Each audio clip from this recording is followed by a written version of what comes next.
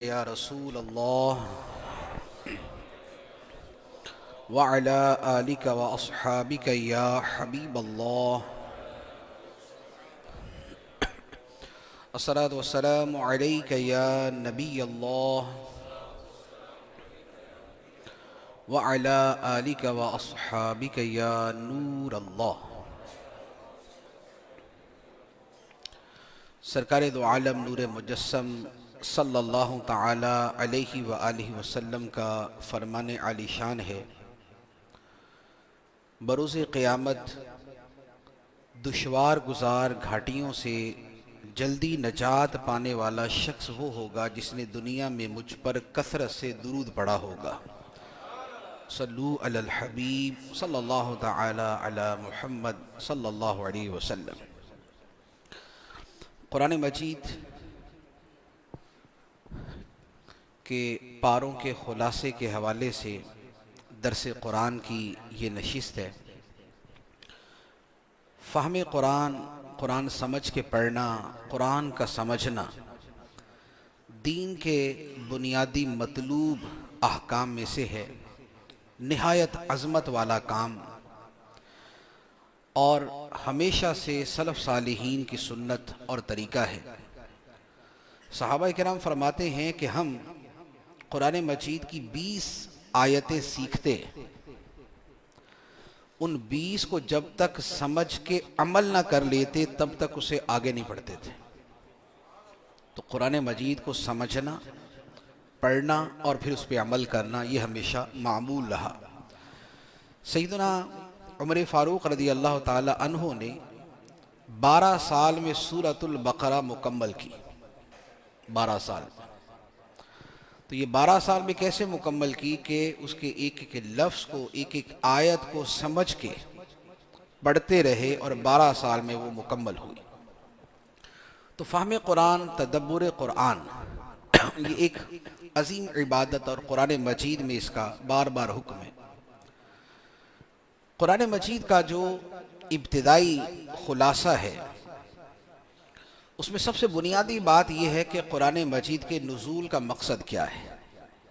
قرآن مجید اصل الاصول کس مقصد کے لیے نازل ہوا، اس کے حوالے سے قرآن مجید میں واضح طور پہ فرمایا شہر رمضان الذی انزل فیہ القرآن، رمضان کا مہینہ جس میں قرآن اتارا گیا، ہدی للناس، لوگوں کے لیے ہدایت ہے، رہنمائی ہے. لوگوں کے لیے رہنمائی ہے عقیدے میں کہ کیا عقیدہ رکھنا چاہیے، کس سے بچنا چاہیے. لوگوں کے لیے رہنمائی ہے عبادات میں کہ کون کون سی عبادتیں ہیں اور وہ عبادتیں کیسی کرنی چاہیے. یہ ہدایت اور رہنمائی ہے لوگوں کے لیے ان کے مالی معاملات میں کہ کیا حلال ہے کیا حرام ہے. یہ رہنمائی ہے لوگوں کے معاشرتی معاملات میں کہ لوگوں سے تعلق کیسے رکھنا ہے، میاں بیوی کا تعلق کیسا ہونا چاہیے، باپ اور اولاد کا تعلق کیسا ہونا چاہیے، ملنے جلنے والوں سے تعلق کیسا رکھا جائے. اور یہ ہدایت اور رہنمائی ہے آداب زندگی کے بارے میں، مینرز آف لائف کے بارے میں. تو قرآن مجید کا جو سب سے بنیادی نقطہ ہے وہ ہے ہدی للناس. قرآن ہدایت ہے تمام لوگوں کے لیے، تمام انسانوں کے لیے. تو اب مرکزی طور پہ تو مضمون یہ ہے، اب اس کے بیان کے اندر ویریشن ہے. اس ہدایت کو کبھی کسی انداز میں بیان کیا، کبھی کسی انداز میں بیان کیا. کبھی اللہ کی عظمتوں کا بیان ہے، کبھی رسالت کی شانوں کا بیان ہے، کبھی آخرت، جنت اور جہنم کا بیان ہے، کبھی سابقہ نبیوں کا تذکرہ ہے، کبھی ان کی امتوں اور ان کی قوموں کا ذکر ہے، کبھی مشرکین مکہ کا تذکرہ ہے، کبھی یہود و نصارہ کی باتیں، کبھی مسلمانوں کو مختلف احکام دیے گئے ہیں، کبھی انہیں آپس کے تعلقات کے بارے میں بہت سی تفصیلات بیان کی گئی. کبھی تو عبادت کے بارے میں بات ہوتی ہے اور کبھی مال کے بارے میں بات ہوتی ہے. تو یہ مختلف اسالیب ہیں اور مختلف انداز ہیں کہ جن میں اس ہدایت کو بیان کیا گیا.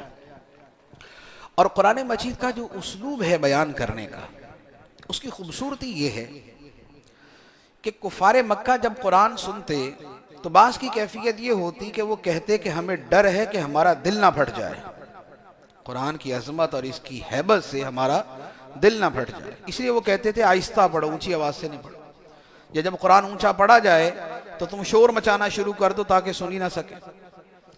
اور اسی کی تاثیر کی وجہ سے کفار کہتے تھے کہ یہ قرآن تو جادو ہے، کہ جیسے جادو اثر کرتا ہے اس طرح قرآن اثر کرتا ہے۔ بعض اوقات ایک آیت دل پہ ایسا اثر کرتی ہے کہ زندگی بدل دیتی۔ تو کفار کہتے تھے کہ قرآن جو ہے وہ جادو ہے، یعنی جیسے جادو اثر کرتا ہے ایسے قرآن اثر کرتا ہے۔ کبھی کہتے تھے کہ یہ شاعر کا کلام، یہ شعر ہے، کیونکہ عرب کے اندر شعر و شاعری کا بڑا مقام تھا، فصاحت و بلاغت، کلام کی خوبصورتی، اس کا بڑا مقام تھا، اور قرآن مجید کو جب سنتے تو اس کی جو بلاغت ہے اور جو اس کا حسن کلام ہے وہ انہیں محو کر دیتا اور انہیں مبہوت کر دیتا۔ کبھی اس میں غیب کی خبروں کا بیان ہے تو کفار کہتے کہ یہ تو کاہن کا کلام ہے، کاہن غیب کی خبریں دیتے ہیں، جنات سے کچھ باتیں پتہ کی اور آگے بتا دی۔ تو قرآن پاک میں بھی چونکہ غیب کی خبریں ہیں تو لہذا معاذ اللہ یہ بھی کاہن کا کلام۔ لیکن جو ان میں سمجھدار اور مختلف کلاموں کو سمجھنے والے تھے وہ کہتے تھے کہ قرآن نہ تو شعر ہے، کیونکہ شعر کا ایک ردھم ہوتا ہے، قرآن میں ردھم تو ہے لیکن شعر جیسا نہیں۔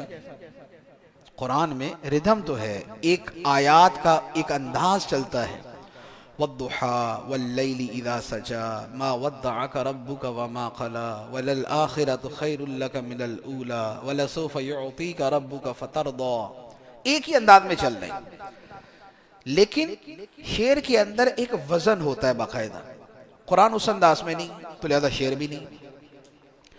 جادو کی بات کریں تو جادو کے جو جملے ہیں وہ ہوتے ہیں بڑے فضول قسم کے، وہ سمجھ نہیں آتے، وہ جنتر منتر کالا کلندر ٹائپ کے جملے ہوتے ہیں، وہ کہ سننے والے کو یہ سمجھ ہی نہیں آئے گا کہ یہ کلام کیا ہے، وہ جادوگروں کو پتا ہوتا ہے۔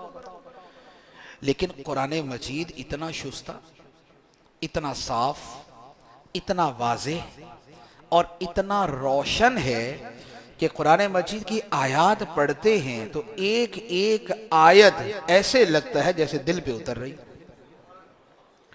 قرآن فرماتا ہے قُلْ هُوَ اللَّهُ أَحَدٌ، تم کہہ دو کہ اللہ ایک ہے، اللہ بے نیاز ہے، نہ اس نے کسی کو جنم دیا، نہ وہ خود کسی سے جنا گیا، اور اس کے برابر کا کوئی نہیں۔ تو جادو کے اندر تو اس طرح واضح واضح کلام نہیں ہوتا، تو لہذا کہتے ہیں یہ جادو بھی نہیں۔ اچھا، کاہن جو ہے جو غیب کی خبریں دیتے تھے وہ کبھی سچی ہوتی کبھی جھوٹی ہوتی، لیکن قرآن کی خبر وہ ہے کہ دنیا ادھر سے ادھر ہو جائے، قرآن کی خبر جھوٹی نہیں ہو سکتی۔ تو اس کا نتیجہ یہ تھا کہ کفار کے جو عقلی اعتبار سے، جو دنیاوی سمجھ بوجھ کے اعتبار سے سمجھدار لوگ تھے، وہ یہ کہتے تھے کہ ما ھذا کلام البشر، یہ کسی انسان کا کلام نہیں، کہ جس میں جادو سے بڑھ کے اثر ہو لیکن وہ جادو نہ ہو، جس میں شاعری سے بڑھ کے حسن ہو لیکن وہ شعر نہ ہو، جس میں خبروں کی صداقت قطعی ہو لیکن وہ کہانت نہ ہو۔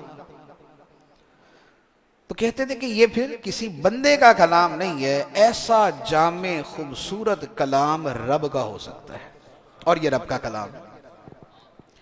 تو قرآن مجید کا جو مجموعی طور پہ اس پر کلام ہے وہ بہت انداز میں ہو سکتا ہے، لیکن چونکہ آج پہلے پارے کا خلاصہ عرض کرنا ہے تو پہلے پارے کے حوالے سے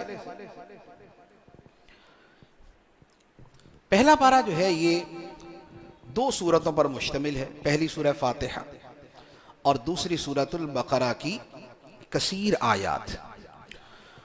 سورہ فاتحہ کی تو 7 آیتیں ہیں اور سورۃ البقرہ کی ابتدائی 141 آیات پہلے بارے میں 141، تو یہ 7 اور 141 مل کے 148، 148 آیات پہلے بارے میں، اور 17 رکوع ہے، ایک رکوع سورۃ الفاتحہ کا ہے اور 16 رکوع جو ہے وہ سورۃ البقرہ کے ہیں۔ اس میں جو پہلا رکوع ہے وہ سورہ فاتحہ کے بارے میں، اور سورہ فاتحہ کے مضامین جو ہے وہ بڑے واضح ہیں کہ سورہ فاتحہ قرآن پاک کی سب سے پہلی اور وہ مرکزی سورت ہے کہ جسے لقب دیا گیا ام الکتاب۔ ام الکتاب کہ کتاب، اللہ کی کتاب کی بنیاد، کہ قرآن مجید میں جو مضامین ہیں وہ سورہ فاتحہ کے اندر سمو دیے گئے۔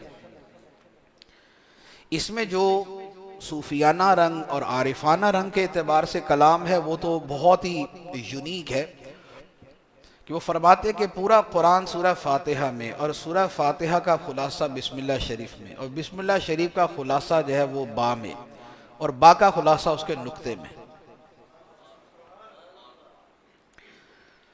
اور وہ نقطہ جو ہے وہی خالق کو تعبیر کرتا ہے، وہی بندے مخلوق کو تعبیر کرتا ہے، اور اسی کی شرح اور اسی کا خلاصہ آگے مزید پھیلتا ہے۔ لیکن یہ یوں کہہ لے کہ تھوڑا سا ذرا اور انداز کی گفتگو ہے۔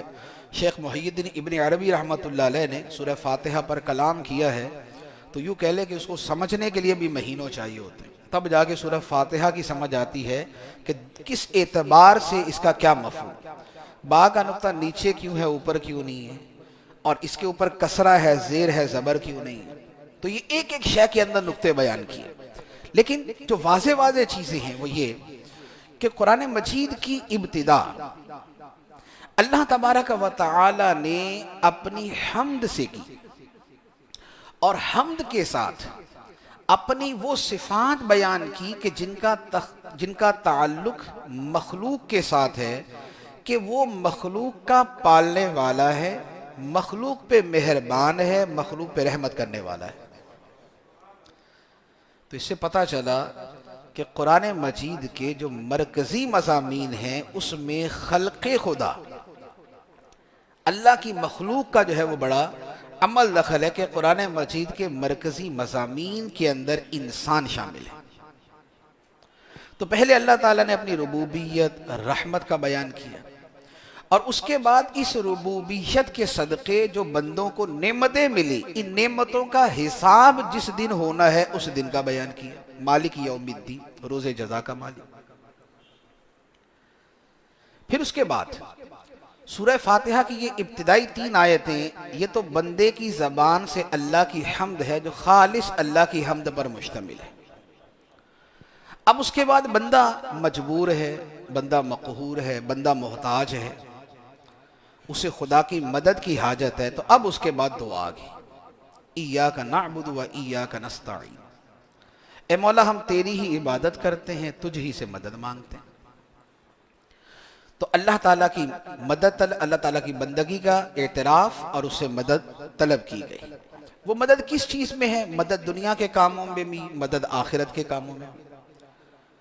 تو اب اس میں اہدنا الصراط المستقیم جو ہے کہ صراط مستقیم جو دنیا میں چلنے کا راستہ ہے لیکن فائدہ اس کا آخرت میں ہوگا، تو لہذا اہدنا الصراط المستقیم میں دنیا بھی مانگ لی، آخرت بھی مانگ لی، کہ صراط مستقیم جو ہے وہ نبیوں کا، ولیوں کا، اللہ کے پیاروں کا، صدیقوں کا، شہیدوں کا راستہ ہے، لہذا اس میں عبادت اور یہ سب چیزیں تو ہیں، لیکن کیا وہ جو نبی، ولی اور بزرگ ہیں ان کے راستے کے اندر سچ بولنا ان کا راستہ نہیں، دیانت داری ان کا راستہ نہیں، سچا وعدہ کرنا ان کا راستہ نہیں، وہ بھی سارے ان کے راستے۔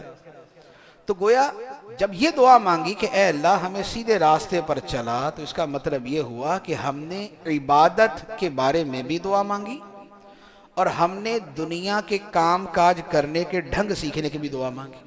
اے اللہ ہمیں وہ طریقہ بھی سکھا جس سے تیری عبادت کرے، اور ہمیں وہ بھی سکھا کہ جس کے ساتھ ہم دنیا میں چلیں، ماں باپ کے ساتھ کیسا سلوک کریں جیسے اچھوں نے کیا، اولاد کی تربیت کیسے کریں جیسے حضرت لقمان نے بیان کی، رشتہ داروں کے ساتھ کیسی صلہ رحمی کریں جیسے صدیق اکبر کیا کرتے تھے۔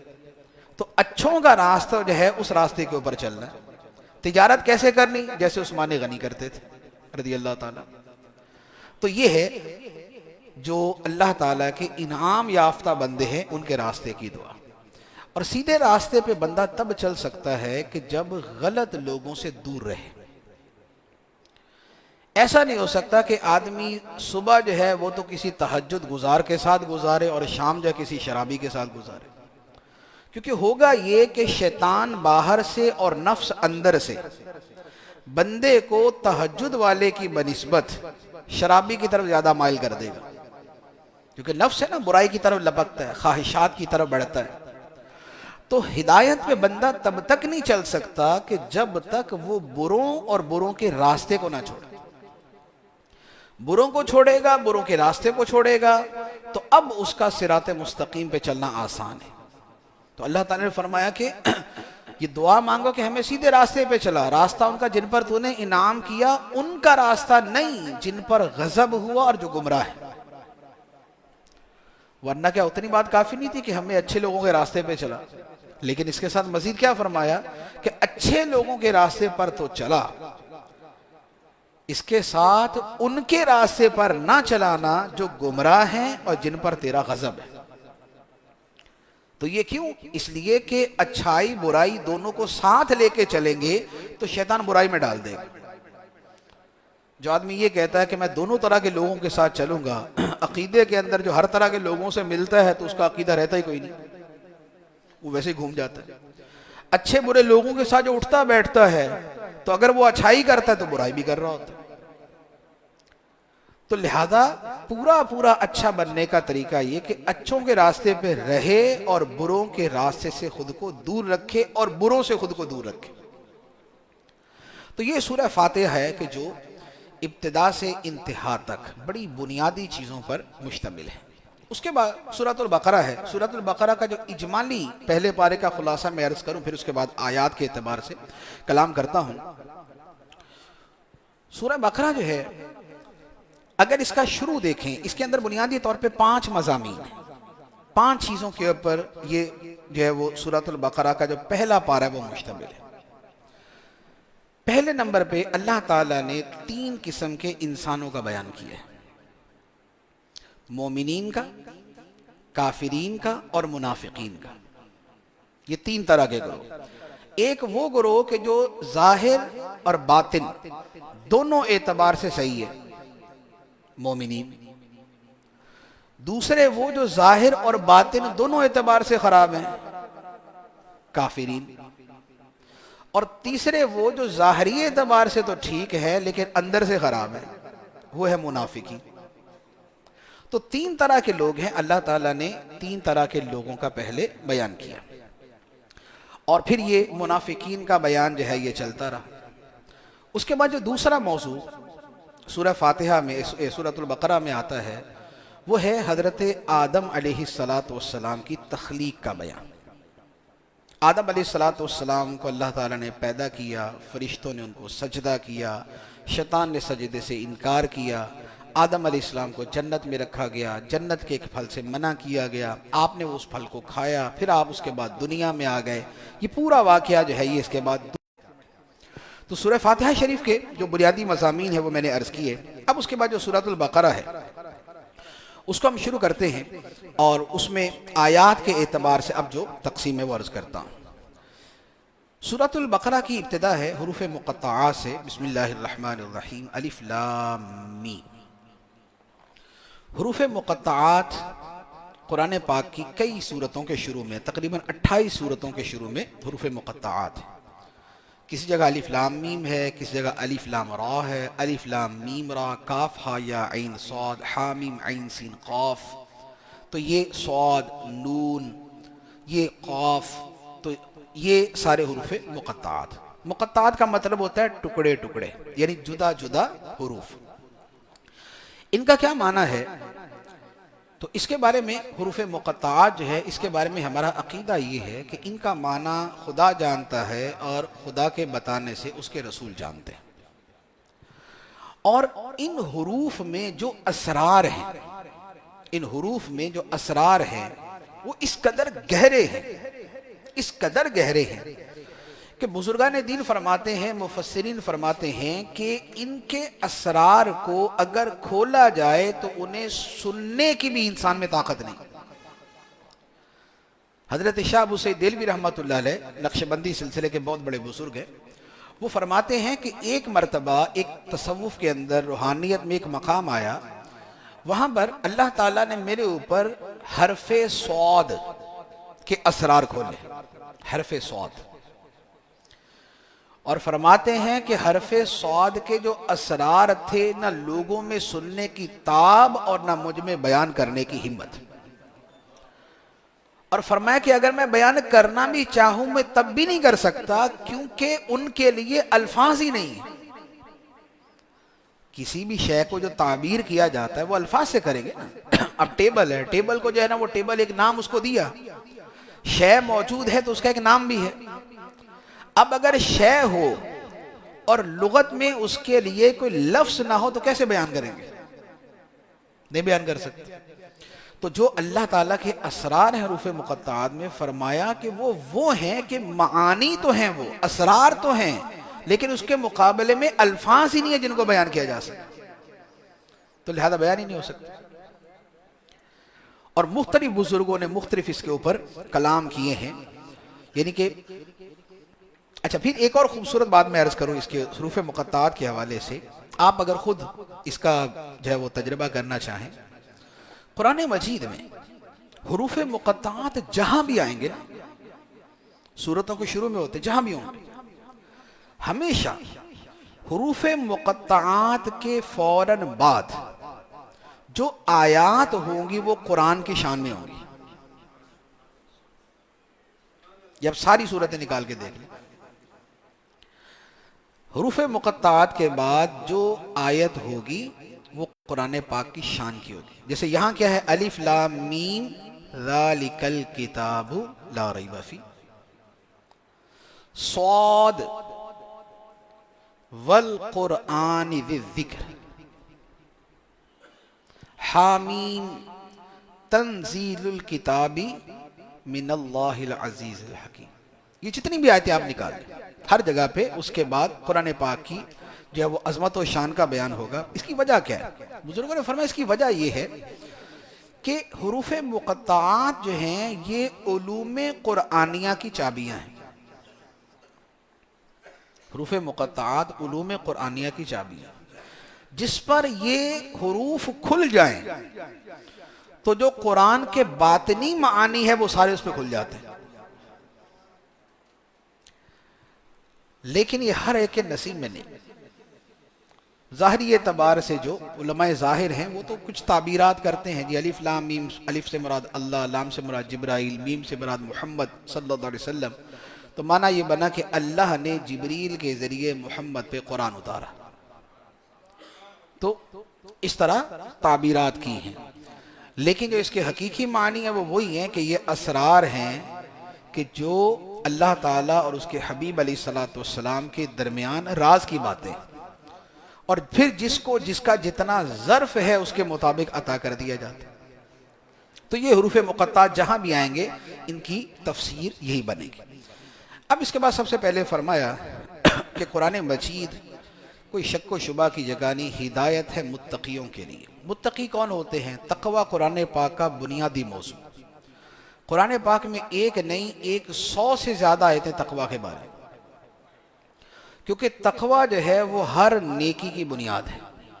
تقوی کا مطلب خدا سے ڈرنا اور خدا کی نافرمانی سے بچنا۔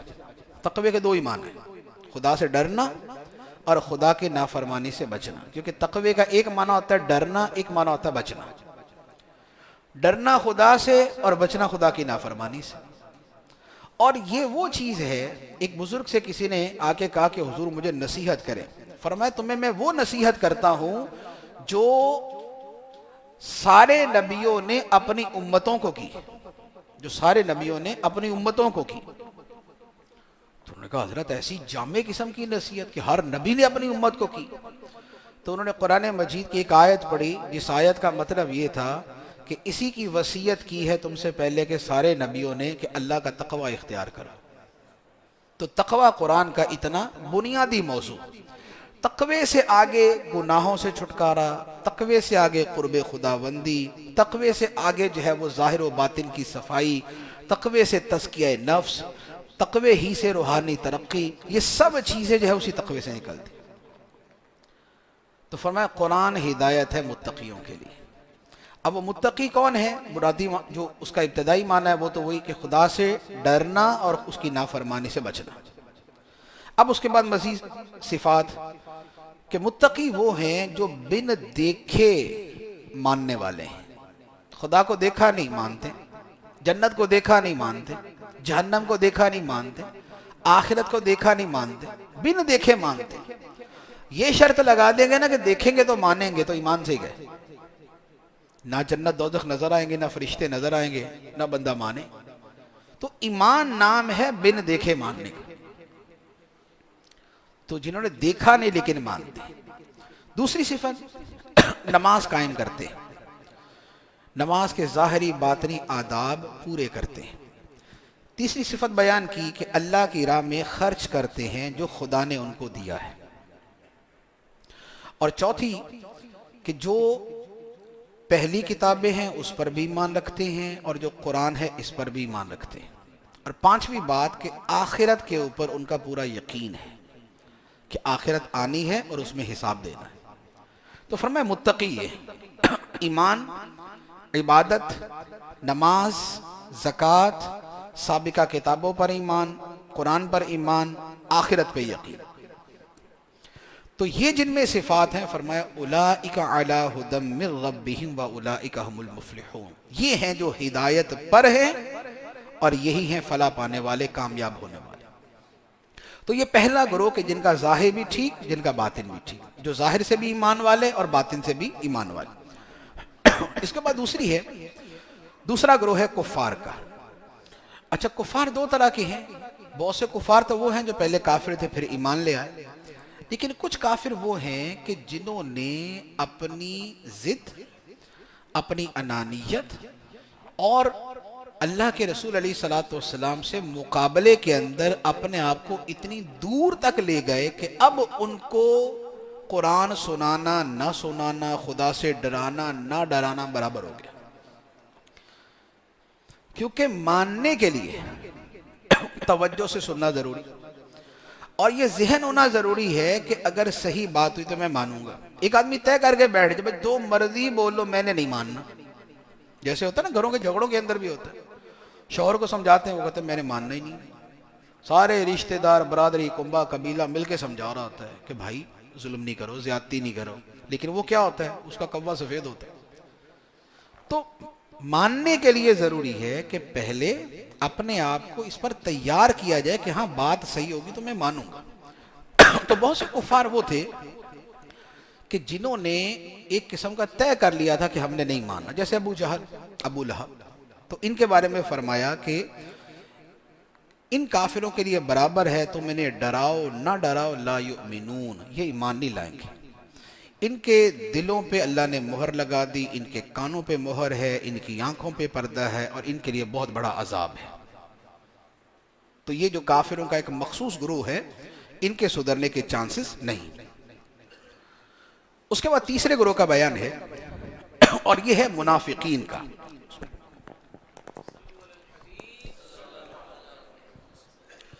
منافقین کا جو گروہ ہے، منافقین کا سب سے بڑا جو پرابلم تھا نا وہ صرف ایک تھا۔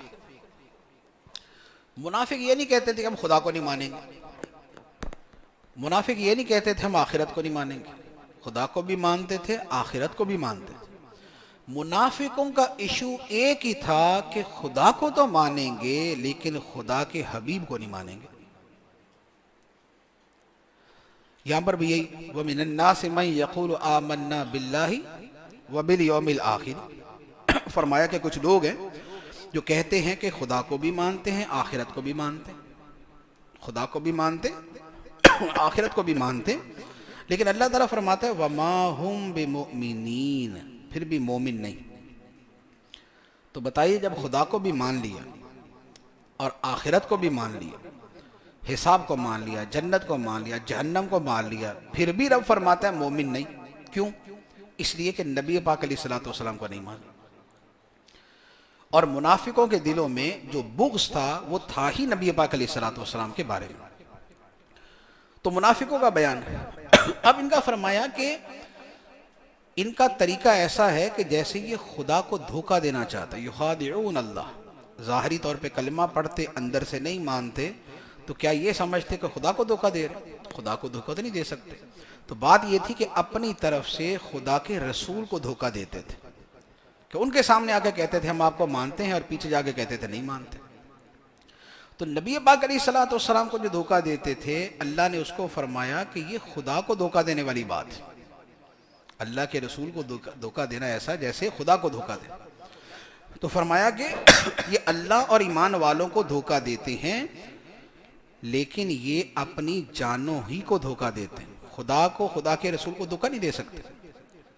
اور فرمایا مسئلہ کیا ہے کہ ان کے دلوں میں بیماری ہے، فی قلوبہم مرض، ان کے دلوں میں بیماری کیا ہے؟ بیماری ہے بغض رسول کی، نبی پاک علیہ الصلوۃ والسلام سے حسد کی. تو فرمایا ان کے دلوں میں بیماری ہے، اللہ نے ان کی بیماری کو اور بڑھا دیا. کیسے؟ اگر کسی سے حسد ہو تو حسد میں بندے کا دل جلتا ہے، اس کو اور ترقی مل جائے تو کیا ہوگا؟ حسد اور بڑھ جائے گا. اس کو اور ترقی مل جائے تو حسد اور بڑھ جائے گا. کسی کی تعریف پسند نہیں ہے، اب اس کی کوئی تعریف کرے تو بندے کو بری لگے گی، کوئی اور آگے تعریف کرے تو اور بری لگے گی.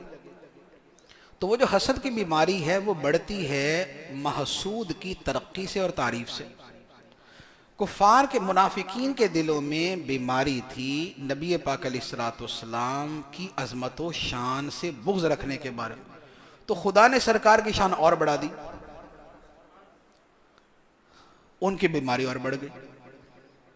خدا نے سرکار کی شان اور بیان کر دی، ان کو اور تکلیف ہو گئی.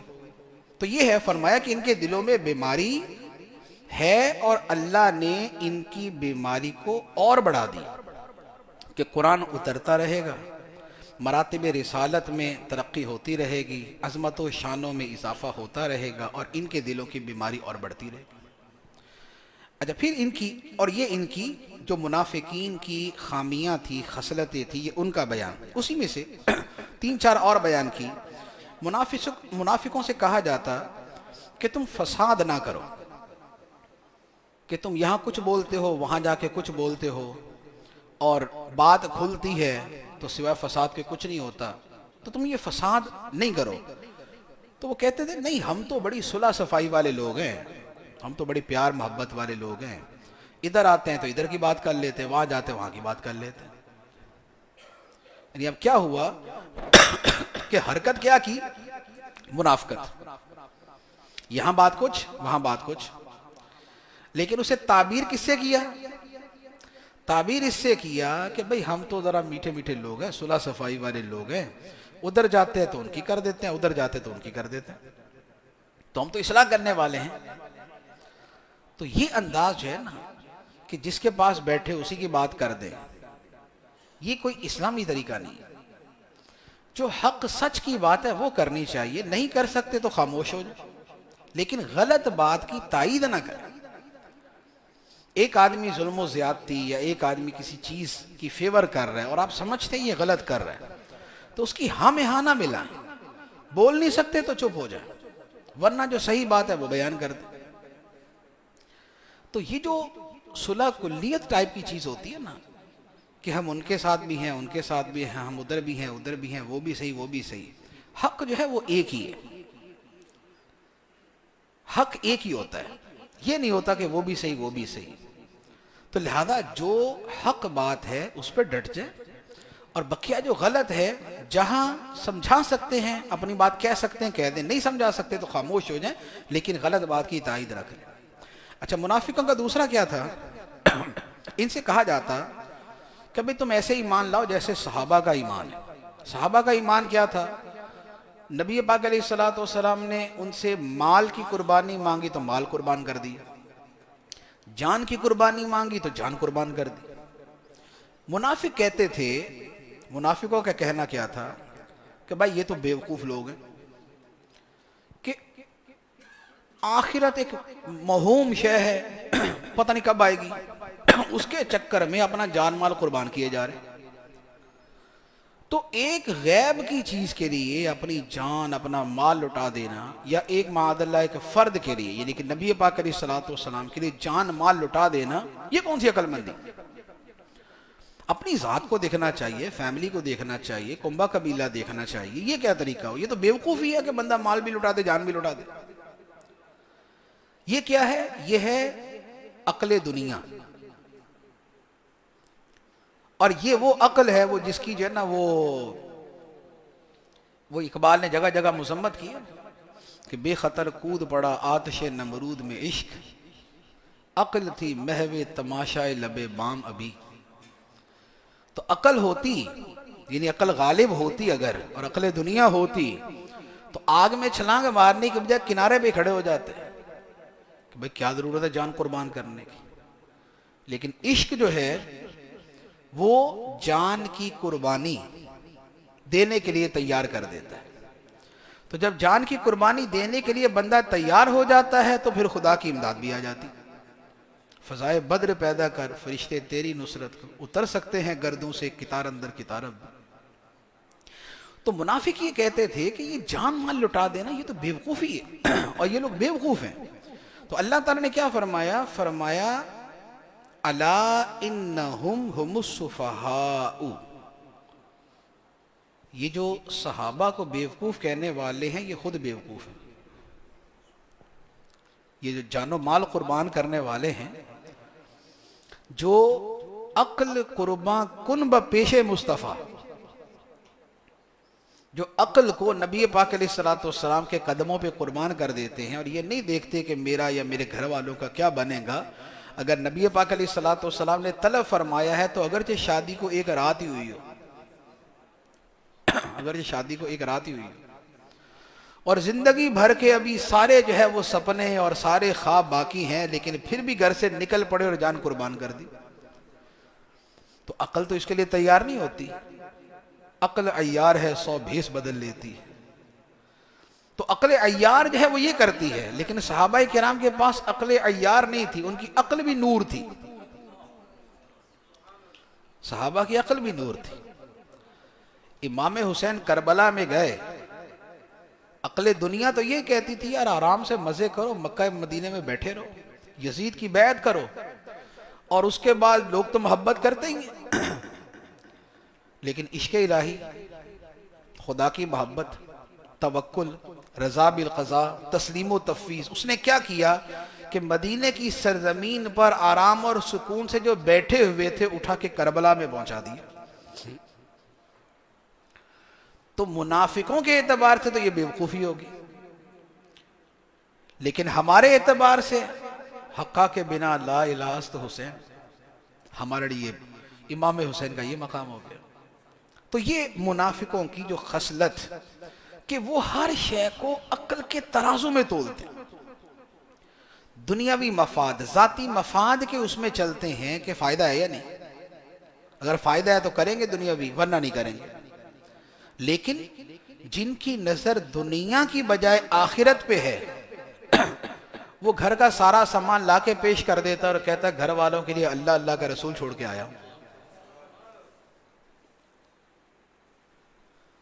یہ تھے جن کے بارے میں فرمایا کہ ایسا ایمان لاؤ، ایسا ایمان. جب ان سے کہا جائے وَإِذَا قِيلَ لَهُمْ آمِنُوا كَمَا آمَنَ النَّاسِ، جب ان سے کہا جاتا ہے کہ ایمان لاؤ جیسے یہ والے لوگ ایمان لائے، یہ ابو بکر و عمر، یہ عثمان و علی، یہ طلحہ و زبیر، یہ عبداللہ بن عمر، عبداللہ بن مسعود رضی اللہ عنہم اجمعین، یہ جیسے ایمان لائے، تو وہ کہتے لو جی یہ تو بیوقوف ہے معاذ اللہ، یہ تو سب کچھ قربان کر دیتے ہیں، بیٹھے بٹھائے اتنے سارے پیسوں سے کنواں خرید کے اللہ کی راہ میں دے دیا عثمان غنی. تو اللہ تعالیٰ نے فرمایا کہ یہ جو عقل اور مفاد کے اوپر فیصلہ کرنے والے ہیں یہ خود بیوقوف ہیں. تو یہ ان کی اگلی خرابی جو ہے وہ بیان کی. پھر آگے ان کی منافقت کہ جب مومنوں سے ملتے ہیں تو کہتے ہم ایمان لائے، اپنے شیطانوں کے پاس جاتے ہیں تو کہتے ہم تو تمہارے ساتھ ہیں، انا معکم وی آر ود یو، ہم تمہارے ساتھ. ہم تو ادھر مذاق کر رہے تھے، ہم جو یہ کہہ رہے تھے نا ہم مذاق کر رہے تھے. تو دین کو مذاق کے لیے استعمال کرنا یہ منافقوں کا طریقہ، دین کو مذاق کے لیے استعمال کرنا یہ منافقوں کا طریقہ. تو اللہ تعالیٰ فرماتا ہے کہ خدا ان کے مذاق کا بدلہ دے گا، انہیں ان کی گمراہی کے اندر ڈھیل دے گا کہ یہ بھٹکتے رہیں گے۔ اور یہ جو سودے بازی سمجھ رہے ہیں نا کہ ہم نے دنیا بچا لی آخرت گنوا دی، تو فرمائے کہ تجارت جو ہے یہ خسارے کی تجارت ہے، کہ آخرت بیچ دی اور دنیا خرید لی، یہ نہیں۔ مومن وہ ہیں جن کے بارے میں رب فرماتا ہے ان اللہ اشتری من المؤمنین انفسهم واموالهم بان لهم الجنہ، کہ مومنوں سے اللہ نے ان کی جان اور مال خرید لیے اس بدلے میں کہ ان کے لیے جنت ہے۔ مومن یہ ہے۔ منافق آخرت بیچ دی، دین بیچ دیا، دنیا بچا لی، اور مومن جان بیچ دی، مال بیچ دیا اور جنت کما لی۔ تو لہذا جتنی جنت کما سکتے ہیں اتنی کمانی چاہیے۔ مال کے ذریعے کما سکتے ہیں مال کے ذریعے کما، عبادت کے ذریعے کما سکتے ہیں عبادت کے ذریعے کما۔ تو یہ ان کی چیزیں بیان کی۔ اس کے بعد ان کے بارے میں کچھ مثالیں بیان کی، جو مثالوں کا خلاصہ بیسیکلی یہ ہے، وہ مثال پہ کلام کروں گا طویل ہو جائے گا۔ خلاصہ یہ ہے کہ منافقوں کی حالت ایسی ہے، یوں سمجھے کہ بارش ہو رہی ہے اور کہیں جانا ہے۔ اب بارش برس رہی ہے، کبھی تو یکدم بجلی چمکتی ہے تو روشنی راستہ نظر آتا ہے، قدم بڑھانے لگتے ہیں تو یکدم اندھیرا چھا جاتا ہے، پھر تاریکی کے اندر گرج چمک کی آواز آتی تو کانوں میں انگلیاں ڈال لیتے کہ مرے ابھی بجلی گرے گی مر جائیں گے۔ تو ایک عجیب تذبذب کا شکار ہے کہ آگے بڑھے یا نہ بڑھے۔ ایک قدم آگے بڑھایا روشنی ہوئی، اندھیرا ہوا تو پھر پیچھے ہو گئے۔ تو یہ شک و شبہ میں، یہ ڈاؤٹس کے اندر رہنا جو ہے، یہ منافقوں کی خصلت۔ کبھی تو کہتے یار واقعی اسلام اچھا ہی ہے، دیکھو نا کتنے آرام سے رہ رہے ہیں، صفائی بھی ہو جاتی ہے بدن کی، وضو بھی کر لیتے ہیں، اسلام اچھا ہی ہے۔ اچھا، اور کبھی جب حکم ہوا کہ نکلو جہاد کے لیے تو اب کہنے لگے ہیں جہاد کے لیے تو مر جائیں گے، کہ نہیں بھی نہیں، ہمیں نہیں اسلام پسند۔ تو یہ کہ کبھی تو قدم بڑھا لیا، کبھی ہٹا لیا، بڑھا لیا، ہٹا لیا۔ تو یہ جو شش و پنج والی کیفیت ہے اس کے بارے میں فرمایا کہ ان لوگوں کی مثال ایسے ہے کہ یہ تردد میں، تذبذب میں اور شک میں رہتے ہیں۔ اور مومن کون ہے؟ فرمایا کہ مومن وہ کہ جو ایمان لایا ثم لم یرتابو، پھر شک کا شکار نہ ہو، پھر شک کا شکار نہ ہو۔ عقیدہ وہ ہوتا ہے کہ جس پہ بندہ ڈٹ جاتا ہے۔ عقیدہ یہ نہیں ہوتا کہ اس کی سنی تو بندے نے کہا اچھا یار بات تو صحیح لگ رہی ہے، دوسرے کی سنی ہاں یار وہ فلاں ٹی وی والا بھی صحیح کہہ رہا تھا، وہ فلاں والا بھی صحیح کہہ رہا تھا۔ یہ عقیدہ نہیں ہے، یہ شک ہے۔ عقیدہ وہ ہے کہ شیطان 100 دلیلیں دے اور بندہ آگے سے یہ کہے بھائی ہم تو بغیر دلیل کے ہی ماننے والے ہیں۔ پہلے تو دلیل سے ہی مانا ہوا ہے جو ہم نے مانا ہوا ہے، لیکن اب شیطان شک ڈالے تو اسے بولے کہ ہم تمہیں سننے کو تیار نہیں، ہمارے کان تمہیں سننے سے بہرے، ہم سنتے ہی نہیں۔ تو شک اور ڈاؤٹس کے اندر رہنا جو ہے یہ منافقوں کی حالت، اور وہ بیچارے اسی کے اندر مر جاتے تھے، اسی کے اندر مر جاتے تھے۔ تو منافقوں کا بیان اور فرمایا صم بکم عمی فہم لا یرجعون، یہ بہرے ہیں، گونگے ہیں، اندھے ہیں، یہ واپس لوٹنے والے نہیں، نہ صحیح بات سنتے ہیں، نہ کہتے ہیں، نہ دیکھتے، نہ صحیح بات سنتے، نہ بولتے ہیں اور نہ دیکھتے ہیں، تو یہ لوٹنے والے نہیں۔ اب اس کے بعد اللہ تعالیٰ نے سارے انسانوں کو مخاطب کر کے ارشاد فرمایا کہ اے لوگو یا ایھا الناس اعبدوا ربکم، اے لوگو اپنے رب کی عبادت کرو جس نے تمہیں پیدا کیا، تم سے پہلے لوگوں کو پیدا کیا۔ جو خالق ہے وہی معبود ہے۔ لہذا بت کہ خالق ہونا تو دور کی بات ہے، ان کو تو خود فیکٹری میں بنایا جاتا ہے، اچھے خاصا بندہ ہتھوڑی لے کے سیٹ ویٹ کر کے، یہ جتنے بنانے والے ہوتے ہیں کہ اس کی ناک ذرا سیٹ کرو، اس کے کان سیٹ کرو، اس کے، تو یہ کہاں سے خدا ہو سکتا ہے؟ فرمایا اس کی عبادت کرو جس نے تمہیں اور تم سے پہلوں کو پیدا کیا۔ جو خالق ہے وہ معبود ہے۔ اور یہ جو 200 روپے میں، 2000 روپے میں، 5-6 ہزار روپے میں مارکیٹ میں مل جائیں تو یہ تو خدا نہیں ہو سکتا۔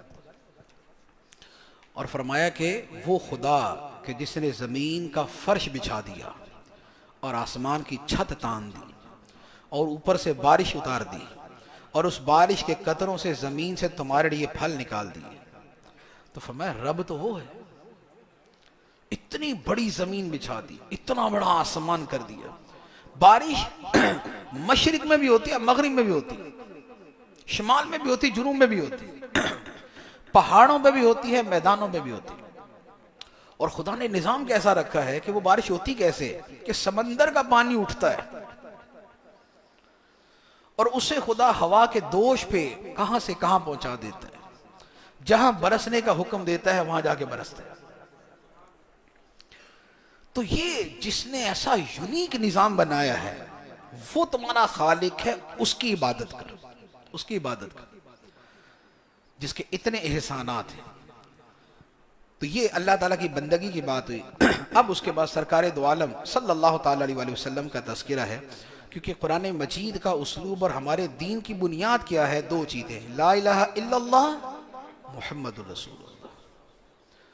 خدا اور خدا کے رسول صلی اللہ علیہ وآلہ وسلم دونوں کو ماننا اور دونوں کی اطاعت کرنا اور دونوں کو ساتھ رکھنا اطاعت میں اور ماننے میں، ایمان میں، یہ ضروری. تو اب اللہ تعالیٰ کے بندگی کے بعد اب فرمایا کہ اگر تمہیں شک ہے اس کتاب کے بارے میں جو ہم نے اپنے بڑے ہی خاص بندے پہ اتاری ہے، اگر تمہیں شک ہے وَإِن كُنتُمْ فِي رَيْبٍ مِّمَّا نَزَّلْنَا عَلَىٰ عَبْدِنَا، اگر تمہیں شک ہے اس کتاب کے بارے میں جو ہم نے اپنے خاص بندے پہ نازل کی ہے، تو پھر اس جیسی تم بھی بنا کے لے آؤ، کوئی ایسی صورت تم بھی بنا کے لے آؤ. تو قرآن جیسی صورت تو نہیں بن سکتی، نہ قرآن جیسی کتاب نہ اس کی صورت جیسی صورت. تو فرمایا کہ اگر تم یہ نہ کر سکو اور ہم بول دیتے ہیں کہ تم نہیں کر سکتے، خدا نے فرمایا کہ اگر تم نہ کر سکو، قرآن جیسی کتاب نہ بنا سکو، اس کی صورت جیسی صورت نہ بنا سکو، اور ہم تمہیں پہلے ہی کہہ دیتے ہیں کہ ہوگا نہیں تم سے، تو فرمایا کہ جب تم نہیں کر سکتے تو پھر بچو اس آگ سے جس کا ایندھن آدمی اور پتھر ہے. مراد یہ کہ پھر مان لو. جب بنا نہیں سکتے اور یہ ثابت ہو جاتا ہے کہ بشر کا کلام نہیں ہے، رب کا کلام ہے، تو پھر مان لو. مان لو گے تو کیا ہوگا؟ فرمایا بشر الذین آمنوا وعملوا الصالحات ان لهم جنات تجری من تحتها الانہار. فرمایا بشارت دے دو ایمان والوں کو، اچھے عمل والوں کے، کہ ان کے لیے ایسے باغات ہیں کہ جن کے نیچے نہریں جاری.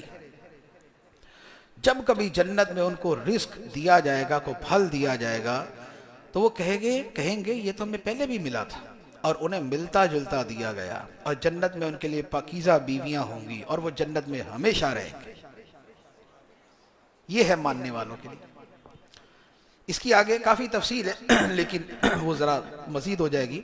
تو ایسے باغ کے جس میں ندیاں جاری ہیں، نہریں جاری ہیں. ہمیں ہوتا ہے نا یار وہ ساحل سمندر پہ بنگلہ ہونا چاہیے، چھت پہ چڑھے تو آگے سمندر نظر آئے، سی ویو سائیڈ ہونی چاہیے.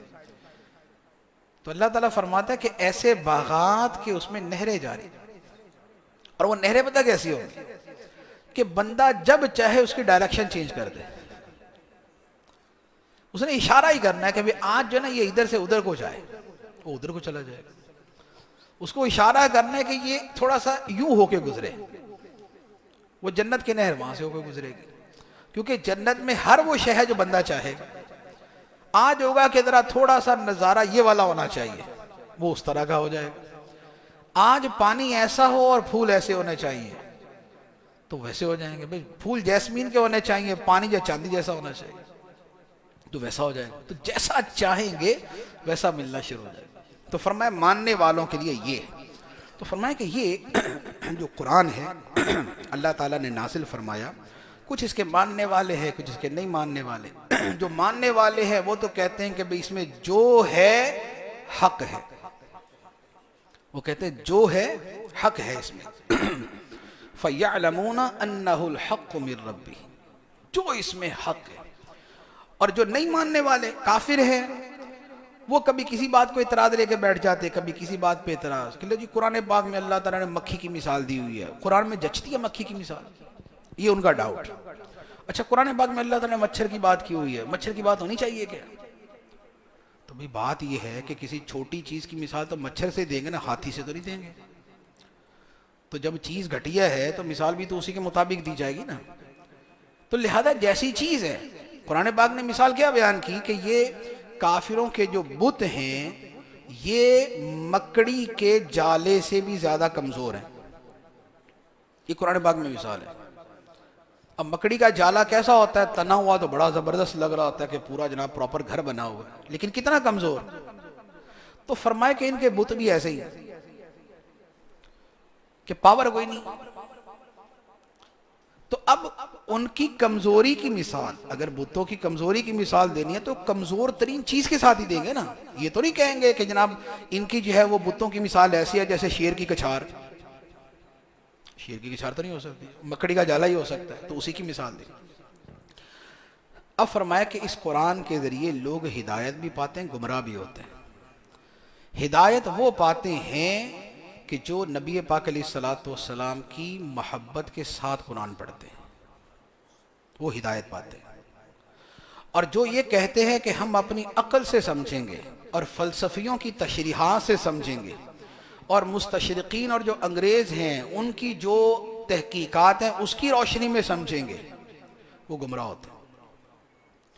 تو اس لیے قرآن سمجھنے کے اندر ان کے ذریعے سمجھا جائے کہ جنہیں سرکار نے سمجھایا. صحابہ کرام، نبی پاک علیہ الصلوۃ والسلام نے صحابہ کو سمجھا، صحابہ نے تابعین کو سمجھا، انہوں نے تبع تابعین کو سمجھایا. تو یہ جو دین کی لڑی ہے سلف صالحین اور بزرگان دین کی، اس کے مطابق سمجھیں گے تو صحیح سمجھیں گے. اور یہ بولیں گے کہ 1400 سال تک جو گزرا وہ تو ایسا ہی تھا، تحقیق تو اب آئی. یہاں پتہ نہیں کتنے فیل پروفیسر بیٹھے ہوئے لگے ہوتے ہیں وہ آرام سے بات کریں. رازی نے یہ کہا لیکن رازی نے ٹھیک نہیں کہا. غزالی یہ کہتا لیکن غزالی کو یہاں پر مسٹیک ہو گئی. یہ نہیں ان کو گفتگو کا انداز یہ ہوتا. تو یہ جن کی نظر میں پچھلے سارے غلط ہیں تو یہ والے ان سب سے غلط ہیں. صحیح وہی ہے کہ جو اللہ کے رسول علیہ الصلوۃ والسلام نے اپنے بعد والوں کو بیان کیا. اب اس کے بعد اللہ تعالیٰ نے آدم علیہ الصلوۃ والسلام کا واقعہ بیان کیا کہ رب نے فرشتوں سے فرمایا انی جاعل فی الارض خلیفہ، میں زمین میں ایک نائب بنانے والا ہوں جسے دنیا میں تصرف دوں گا، جو دنیا میں میرا نائب بن کے امور زندگی سر انجام دے گا. فرشتوں نے کہا یا اللہ تیری تسبیح کے لیے تو ہم ہی موجود ہیں یہاں پر، اور یہ جسے تو نے دنیا میں بھیجنا ہے، جسے تو کہہ رہا ہے زمین میں بھیجنا ہے، میں نے خلیفہ بنانا ہے، یہ تو لڑائیاں کریں گے، قتل و غارت گری کریں گے، آپس میں دنگا فساد کریں گے. یہ تو فرشتوں نے لوح محفوظ میں پڑھ لیا تھا، وہاں لکھا ہوا تھا سارا کچھ. یا پہلے جنات کا انہوں نے حال دیکھ لیا تھا کہ جنات لڑتے مرتے ہی رہتے تھے، تو انہوں نے کہا جیسے جنات لڑتے رہے تو انسان بھی لڑتے رہے. جب بات تو ان کی صحیح تھی، وہ بھی ایسا ہی ہے. لیکن جو خدا کی حکمتیں ہیں وہ خدا جانتا ہے. اللہ تعالیٰ نے فرمایا فرشتوں جو میں جانتا وہ تم نہیں جانتے، انی اعلم ما لا تعلم، میں وہ جانتا ہوں جو تم نہیں جانتے. اب کیا ہوا؟ آدم علیہ الصلوۃ والسلام کو پیدا کیا، اللہ تعالیٰ نے اسماء کا علم عطا فرمایا، چیزوں کے ناموں کا علم عطا فرمایا. اچھا اس کی بڑی تفصیل ہے، خلاصہ اس کا یہ ہے کہ ایک ہے کہ مثال کے طور پہ مجھے یہ پتہ ہے کہ یہ فین ہے، تو فین کا مجھے اتنا پتہ ہے کہ بھئی یہ گھومتا ہے، ہوا دیتا ہے. لیکن آدم علیہ السلام کو جو چیزوں کے نام بتائے گئے وہ ایسے اصول تھے کہ جس میں جب اس چیز کا نام بتایا تو اس کا اگلا پچھلا سارا ہی اس میں آ گیا. یہ بنا کیسے، یہ کس نے بنایا، یہ کون سے لوہے سے بنا، وہ لوہا کہاں سے آیا، یہ کب تک چلے گا، یہ آگے اس کا کیا ہوگا، وہ اگلا پچھلا سارے کا سارا اس کے اندر آ گیا. تو اللہ تعالیٰ نے وہ سکھا. تو آدم علیہ السلام کو چیزوں کے نام سکھائے، نام سکھا کے فرشتوں سے فرمایا کہ اے فرشتوں تم ان چیزوں کے نام بتاؤ. فرشتوں نے کہا یا اللہ ہمیں تو پتہ نہیں. آدم علیہ السلام سے فرمایا کہ اے آدم تم ان چیزوں کے نام بتاؤ. آدم علیہ السلام نے جو پوچھا گیا بتا دیا. تو اللہ تعالیٰ نے فرمایا کہ میں تمہیں کہتا تھا نا کہ جو میں جانتا وہ تم نہیں جانتے. خدا نے علم کا شرف جو ہے وہ آدم علیہ السلام کو عطا فرمایا، اس خاص علم کا. اب فرمایا کہ آدم کو سجدہ کرو، آدم کو سجدہ کرو. تو فرشتوں نے آدم علیہ السلام کو سجدہ کیا.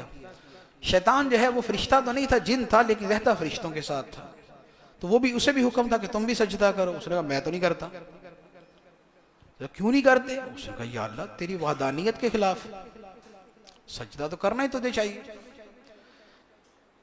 تو میں تو نہیں کرتا، میں خود اس سے بہتر ہوں، یہ مٹی سے بنا، میں آگ سے بنا، آگ اوپر مٹی نیچے۔ تو اللہ تعالیٰ نے فرمایا کہ مردود نکل جائے یہاں سے نکل جائے، کیونکہ اللہ کے حکم کے آگے اپنی عقلیں لڑاتے پھرنا کہ نہیں میں اس سے بہتر ہوں، میں آگ سے بنا، آگ اوپر کو جاتی ہے، یہ مٹی سے بنے، مٹی نیچے پڑی ہوتی ہے۔ خدا نے حکم دے دیا تو پھر عقل نہیں استعمال کرنی، عقل خدا کے حکم کی تائید میں استعمال کرے تو ٹھیک ہے، لیکن تردید میں استعمال کرے تو غلط ہے۔ تو فرمایا کہ سجدہ تو نے کہہ دیا کہ خدائی کو ہی کروں گا اور نہیں کسی کو کروں گا، لیکن ایسا سجدہ قبول نہیں جو نبی کی تعظیم کے انکار پر ہو، ایسی عبادت قبول نہیں جو خدا کے اس محبوب اور مقبول بندے کی تعظیم کے انکار پر کی جاتی ہے، تو اسے مردود کر کے نکال۔ اب آدم علیہ السلام سے فرمایا کہ تم اور حضرت حوا دونوں جنت میں ٹھہرو اور کھاؤ پیو گھومو پھرو، بس فلاں درخت ہے نا اس کا پھل نہیں کھانا، تو فرما دیا۔ اب حضرت آدم علیہ السلام بھول گئے، قرآن پاک کے اندر آیت مبارکہ فنسی آدم، آدم علیہ السلام بھول گئے تو بھول کے اوپر تو گناہ نہیں ہوتا، ہاں بہت اعلیٰ مرتبے کا ہو تو اسے یہ کہا جاتا ہے بھولے کیوں، بھول پر گناہ نہیں ہے، بندے کو یاد ہی نہیں ہے تو کیا ہے، گناہ نہیں۔ لیکن یہ بھی ہوتا ہے نا کہ کبھی کسی سے یہ کہا جاتا ہے یار تم بھول گئے، تمہیں تو نہیں بھولنا چاہیے تھا۔ تو آدم علیہ السلام بھول گئے، رب نے خود فرمایا فناسی آدم علیہ السلام بھول گئے، لیکن چونکہ آدم علیہ السلام بھولے تو فرمایا تمہیں تو نہیں بھولنا چاہیے تھا، ایک ہی تو حکم دیا تھا کہ یہ نہیں کرنا۔ تو اب انہوں نے جب کھا لیا تو فرمایا کہ پھر اب چلو نیچے زمین پہ، جنت میں نہیں رہنا، بھولنے والے کام سب نیچے، جنت میں بھولنے کا کام نہیں ہوگا۔ تو آدم علیہ السلام اور حضرت حوا نیچے آ گئے، اور ان کی اس بھول کا نتیجہ ہے کہ سارا نظام دنیا چل رہا ہے۔ یہ آدم علیہ السلام کی ایک بھول ہے کہ خدا نے نبیوں کا سلسلہ بنا دیا، کتابیں اتاری، مسجدیں بن گئی، دنیا میں لاکھوں مسجدیں، کعبہ بن گیا، بیت المقدس بن گیا، نبی آئے، مرتبے بلند ہو رہے، عبادتیں ہو رہی، مسجدیں آباد ہے، سب کچھ نتیجہ ہے اس ایک نسیان کا۔ تو جن کا نسیان اتنا عظیم ہے ان کی عبادت کتنی عظیم ہوگی۔ تو اللہ کے نبی معصوم ہوتے، گناہگار نہیں ہوتے، گناہ نہیں کرتے، اللہ تعالیٰ ان کی حفاظت فرماتا ہے۔ اور اس کے بعد اللہ تعالیٰ نے فرمایا کہ اے آدم زمین پہ اترو، اور اب میری طرف سے ہدایت آئے گی، کتابیں آئیں گی، جو پیروی کرے گا وہ نجات پائے گا اور جو انکار کرے گا وہ تباہ ہوگا۔ اس کے بعد اب بنی اسرائیل کا تذکرہ، اور اس میں کثیر ان انعامات کا تذکرہ ہے، میں اس کو بالترتیب جو ہے وہ گنواتا جاتا ہوں۔ فرمایا کہ اے بنی اسرائیل میں نے تم پر نعمتیں کی، تو لہذا تم میری کتاب پہ ایمان لاؤ، اس کا انکار نہ کرو، آیتوں کو بیچو نہیں، حق و باطل کو آپس میں نہ ملاؤ، نماز قائم کرو، زکوٰۃ ادا کرو، رکوع کرنے والوں کے ساتھ رکوع کرو، دوسروں کو نیکی کا حکم دیتے ہو تو خود کو نہ بھولو، نماز اور صبر کے ساتھ مدد حاصل کرو۔ اے بنی اسرائیل میری نعمتیں یاد کرو جو میں نے تم پر کی، تمہیں تمہارے زمانے میں ساری دنیا سے افضل بنایا، بنی اسرائیل کو ان کے زمانے میں ساری دنیا سے افضل بنایا۔ فرمایا کہ ہم نے تمہیں فرعون سے نجات دی جو تمہارے بچوں کو ذبح کرتا تھا، بچیوں کو زندہ رکھتا تھا، پھر ہم نے تمہارے لیے سمندر کو کھول کے راستہ بنا دیا، فرعون کو ڈبو دیا، تمہیں بچا لیا، پھر ہم نے موسیٰ علیہ السلام کو طور پہ بلا کے انہیں کتاب عطا فرمائی، تم نے بچڑے کو خدا بنا لیا، لیکن پھر ہم نے تمہیں معاف بھی کر دیا، ہم نے موسیٰ کو کتاب دی، تورات عطا فرمائی، پھر تم نے یہ کہا کہ ہم موسیٰ علیہ السلام کی بات نہیں مانیں گے جب تک خود خدا کو نہ دیکھ لیں، تو اللہ تعالیٰ نے فرمایا کہ ان کو لے آؤ، یہ گئے، خدا کی تجلی نظر آئی، انہوں نے پھر بھی کہا کہ نہیں ہم نہیں مانتے، تو پھر ان کے اوپر برق اتری، بجلی اتری، مر گئے سارے، پھر دوبارہ زندہ کیا گیا، ایک میدان کے اندر گئے، وہاں نہ کھانا نہ پانی نہ سایہ، تو اللہ تعالیٰ نے فرمایا کہ ہم نے تمہارے اوپر بادل کر دیے، من و سلوہ اتارا، ہم نے تمہیں وہاں پر پانی عطا کیا. پھر تمہیں جب پیاس لگی اور تم نے کہا کہ پانی نہیں ہے تو ہم نے موسیٰ سے فرمایا کہ اپنا عصا پتھر پہ مارو. انہوں نے عصا پتھر پہ مارا، 12 چشمے نکل آئے. تو فرمایا کہ یہ سارے انعامات ہیں اللہ تعالیٰ کے، کہ خدا نے تمہیں کہاں کہاں کتنا کتنا عطا کیا. لیکن اس سب کے مقابلے میں تم نے کیا کیا؟ پہلی بات، بیٹھے بیٹھے کھانا ملتا تھا، کہنے لگے موسیٰ ہم سے ایک کھانا نہیں کھایا جاتا. حالانکہ اتنا مزیدار قسم کا من و سلوہ ہوتا تھا، لیکن ایک نہیں کھایا جاتا. ہمیں کوئی دال وال ہونی چاہیے، کوئی لہسن پیاز ہونا چاہیے. یہ الفاظ آیت کے یہ کہ ہمیں کوئی دال، کوئی ککڑی، کھیرا، لہسن، پیاز، ہمیں یہ ملنا چاہیے. موسیٰ علیہ السلام نے فرمایا تمہارے اوپر حیرت ہے، وہ اتنا بہترین کھانا مل رہا ہے بغیر مشقت کے، اور تم دوبارہ وہی اپنے دال کے اوپر پڑے ہوئے. تو فرمایا ٹھیک ہے، پھر یہی چاہیے تو نکلو یہاں سے، پھر اس میدان سے نکلو، کہیں جاؤ، جا کے کسی علاقے میں بسو. پھر کچھ امتحانات ہوں گے، کچھ لڑنا پڑے گا، جہاد کرنا پڑے گا، اور پھر تمہارا وہاں پر کچھ اقتدار ہوگا تو سب کچھ ملے گا. لیکن اس قوم کا حال کیا تھا؟ فرمایا کہ ان سے کہا کہ جب کہیں جانا ہے تو یہ بولنا ہے، وہ کچھ الٹا ہی بولتے گئے. تو نتیجہ یہ ہوا کہ نعمتیں ڈٹ کے کھائیں، نعمتیں ڈٹ کے کھائیں، اور نافرمانیاں بھی ڈٹ کے کھائیں. جیسے معاذ اللہ ہمارے ہاں بھی کچھ ملتا جلتا ہی ماحول ہوتا ہے، نعمتیں بھی ڈٹ کے کھاتے، نافرمانیاں بھی ڈٹ کے کرتے. تو فرمایا کہ پھر کیا ہوا کہ پھر ان پہ ذلت اور غربت اور غضب الہی جو ہے یہ مسلط کر دیا گیا، کہ جب نعمتیں تو پوری کھا رہے ہو اور حکم کوئی بھی نہیں مانتے اور نافرمانی ڈٹ کے کر رہے ہو تو پھر ذلت مقدر ہوتی ہے. تو دنیا بھر میں کیا ہوتا ہے؟ نعمتیں ڈھیروں ڈھیر ہیں، اور فرما برداری، دنیا کی محبت، مال کی محبت، سود چل رہا ہے، بے پردگی چل رہی، موسیقی چل رہی ہے، نافرمانیاں چل رہی ہیں. تو نتیجہ کیا ہے کہ 57 اسلامی ممالک، دنیا بھر کے بہترین وسائل موجود، لیکن نتیجہ کیا ہے کہ دلوں میں بزدلی، دلوں میں بزدلی ہے، موت کا ڈر ہے، اور خدا کی راہ میں جان قربان کرنے کا جذبہ نہیں ہے، اور خدا کے حکم پہ جو ہے نا وہ صبح کا اٹھنا جو ہے وہ بھی بھاری ہے. ہم سے کا پیار ہے، نیند تمہیں پیاری ہے. تو حال یہ ہو تو پھر اس کے بعد یہ کہ اللہ کی مدد اترے اور خدا ہماری محنت اور مشقت کے بغیر ہمیں سب کچھ ہی عطا کرتے، پھر ایسا نہیں ہوتا. تو یہ جو بنی اسرائیل کے واقعات ہیں، اس کے پیچھے ایک سبق یہ بھی. اب اس کے بعد بنی اسرائیل کی جو کوتاہیاں، جو خصلتیں، اس میں ایک تو یہی جو ابھی بیان کی کہ کھانا بیٹھے بیٹھے مل رہا تھا، کہنے لگے نہیں ہمیں تو دال چاول چاہیے، ہمیں تو یہ چاہیے وہ چاہیے.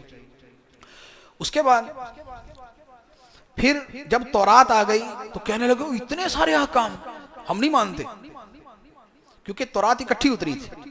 قرآن پاک تو تھوڑا تھوڑا کر کے آیا نا، تورات اکٹھی آ گئی پوری کتاب. اب اس میں شروع سے لے کر آخر تک اتنے احکام، کہنے لگے یا اللہ اتنے، یہ نہیں ہوتا ہم سے. تو اللہ تعالیٰ نے کوہ طور کو جو ہے ان کے اوپر کر دیا کہ مانتے ہو یا نہیں؟ نہیں مانو گے تو پہاڑی گرا دیں گے تمہارے اوپر. تو اب صاحب نے کہا نہیں مانتے مانتے مانتے مانتے ہم مانتے. پھر پہاڑیں کے نیچے اتر. یہاں پر یہ فرمایا کہ وَرَفَعْنَا فَوْقَكُمُ الطُّورَ، اور ہم نے پہاڑ تمہارے اوپر کر دیا اور کہا کہ لو جو ہم نے تمہیں دیا ہے، یہ احکام پکڑو، لو ان کو. تو پھر لے لیا. لیکن پھر کیا ہوا؟ فرمایا کہ پہاڑ ہٹا، 2-4 دن گزرے، ثُمَّ تَوَلَّيْتُم مِّن بَعْدِ ذَلِكَ، پھر گئے. تو جیسے ہمارے یہاں بھی ہوتا ہے نا، مصیبت آتی ہے تو سیدھا ہی مسجد میں، سر پہ ٹوپی، ہاتھ میں تسبیح، اللہ اللہ.